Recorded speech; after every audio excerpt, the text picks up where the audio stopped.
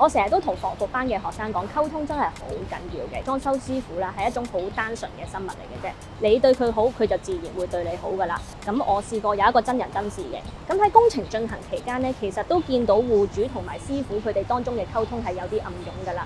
咁但係都冇問題嘅，最後個工程都順利完成嘅。咁去到完工嘅時候啦，阿戶主就問阿師傅：喂，師傅啊，你呢度可唔可以幫我裝個架啊？咁阿師傅就一句答埋去。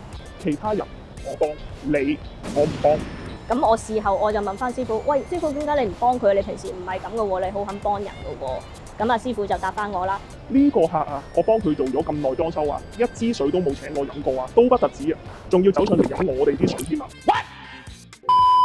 我講呢個故事俾大家聽，唔係想話師傅貪小便宜，師傅斤斤計較，而係想講師傅要嘅嘢係其實好簡單嘅啫，佢就係需要一份尊重。其實一啲好細微嘅嘢啦，都會好影響你哋大家嘅關係嘅。溝通得好，咁關係就自然好啦。關係好嘅時候，咁你個工程就自不然會順暢好多㗎啦。